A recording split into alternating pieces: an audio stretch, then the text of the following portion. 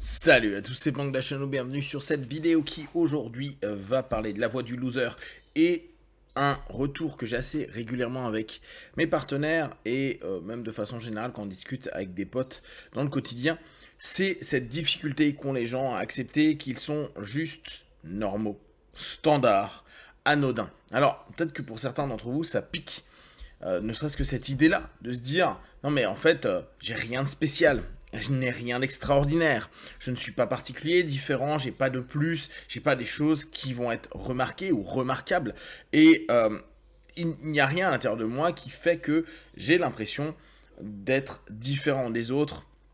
On va reprendre un gros standard du métro boulot dodo, j'ai une vie classique, normale, etc., etc. Et ça touche énormément de personnes. Alors, le dev perso s'est amusé à dire, vous êtes unique. Vous savez que vous êtes unique. Et à partir de là, vous avez toutes les capacités parce qu'il n'y a pas deux personnes comme vous dans le monde. Pour autant, il n'y a peut-être pas deux personnes dans le monde comme nous, mais il y a des milliards de personnes qui ont à peu près les mêmes vies que nous. Après, avec parfois plus de difficultés, moins de difficultés, avec parfois plus de belles choses, moins de belles choses, néanmoins, ça reste très standard. Ce qui est assez amusant, c'est de se dire que ce qui est tellement refusé dans cette normalité, dans l'ensemble des notions qui sont propres à l'humain, avec des besoins humains, avec des fonctionnements humains, que à un moment donné, le refuser, c'est refuser sa propre humanité. Pourquoi vouloir toujours être plus exceptionnel? Alors, on sait, en tout cas, ce qui, moi, est assez récurrent et que beaucoup d'auteurs ont déjà écrit, c'est le besoin de reconnaissance.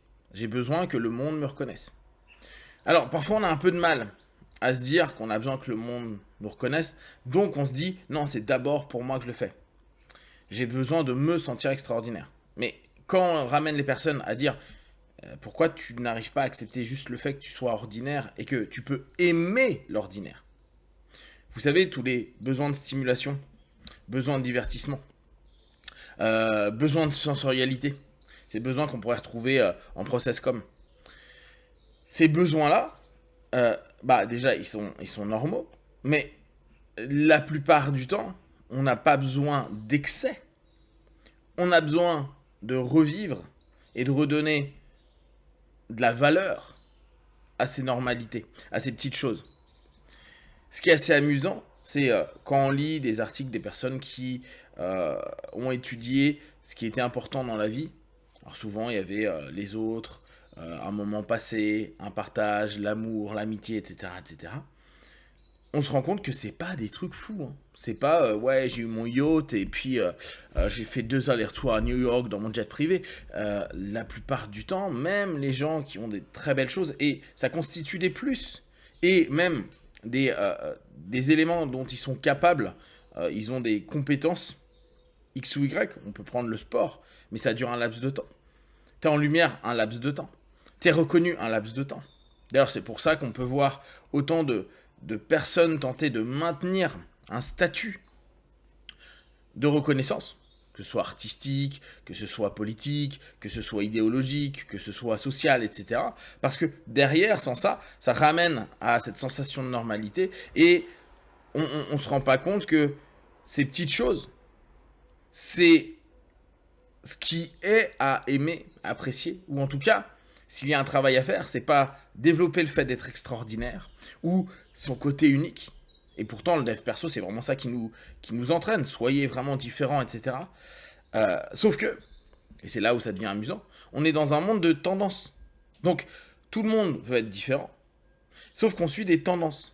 C'est-à-dire des orientations préétablies par un groupe social, ou par une industrie, ou par un mode de pensée, ou par n'importe quel groupe qui souhaite driver, orienter, vendre, mettre en avant des choses. Or, si on n'est pas dans la tendance, slash à la mode, ou si on ne fait pas au bon moment, et on le voit d'autant plus maintenant avec les TikTok ou les Instagram, où vraiment les personnes prennent les mêmes sons, prennent les mêmes parties de films, etc., etc., et après vont tenter d'être créatifs ou faire la même chose que ce qu'ont fait 50 000 autres personnes, bah, au bout du compte, on ne devient jamais différent. On estime que on va sortir du lot au travers de la normalité. Ce qui prouve à quel point La normalité est quelque chose de bien. Après, la tendance n'est qu'une norme qu'on est en train de donner de façon éphémère. Donc on est toujours à la recherche, on est toujours en quête, on est toujours en train de poursuivre la tendance. C'est-à-dire qu'on est toujours un temps de retard par rapport à la vie qu'on vit. Ce qui fait que potentiellement, c'est sûr, qu'on peut difficilement apprécier la normalité de notre vie parce qu'on a toujours l'impression que la tendance est quelque chose de nouveau, quelque chose qui est en train de se passer, et dès lors que c'est pas pour tout le monde, c'est juste une frange de la population et une partie des personnes qui vont choper, saisir, aller avec cette tendance.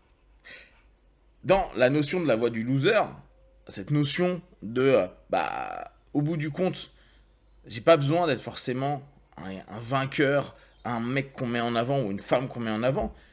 L'idée, c'est de se dire, le plus important, à un moment donné, c'est de se dire, c'est aussi normal de se péter la gueule. C'est aussi normal d'avoir une vie classique. C'est aussi normal de ne pas avoir forcément plus de compétences que d'autres personnes ou plus d'éléments qu'on peut mettre en avant. On n'est pas tous des Elon Musk. Et on ne le sera pas. On ne sera jamais tous des Léonard de Vinci. Et au bout du compte, est-ce que c'est vraiment important ?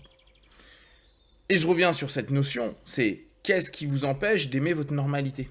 Ouais, mais c'est nul, c'est pas stimulant. Qu'est-ce qui vous empêche de commencer à vous rendre compte que quand vous faites votre café, quand vous êtes en train de manger votre petit-déj le matin, quand vous êtes juste en train de manger parfois, parce qu'il y en a, eux, ils vont peut-être pas avoir cette chance-là, quand vous êtes en train de rouler dans une voiture, que vous avez une voiture, quand vous êtes en train d'écouter votre musique dans le train, même si c'est galère le train, vous écoutez de la musique, quand vous vivez des choses toutes simples et que vous redonnez de la présence. Alors, on sait bien, il y a la vente à fond de mindfulness, de pleine conscience. Moi, je parle juste de présence. Ce qui, d'ailleurs, nous éloigne automatiquement de la tendance, parce que la tendance est toujours un peu dans le passé, le temps qu'on la saisisse. Je parle de présence, d'être dans l'ici et maintenant. Et la présence est purement une normalité, voire même, ce qui est assez drôle, c'est ce qui devrait être le plus normal, c'est-à-dire vivre dans le présent, et parfois un peu anormal, parce que on a de plus en plus de mal d'être dans le présent, vu qu'on va se dissocier avec un écran, avec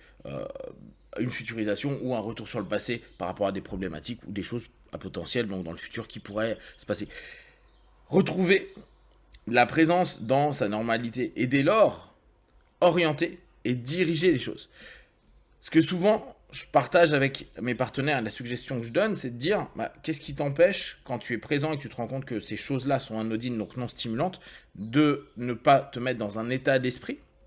Donc là, on pourrait reparler des états type PNL ou dans une transe, pour ceux qui connaissent un peu mieux, qui entraînerait une autosuggestion, une direction, une orientation vers davantage de coloration. Je dis pas que d'un coup le café va devenir un truc de fou avec ça saute dans tous les sens, il y a de la musique et qu'il y a quelqu'un d'extraordinaire qui va faire what else. Mais d'un coup, reprendre le plaisir de la sensation, peut-être de l'odeur. Ce moment dans la rue où on va voir quelqu'un, reprendre conscience de la chance de le voir, qu'il soit peut-être en bonne santé, de passer ces 5 minutes à parler avec, de prendre un rendez-vous avec ou n'importe quoi.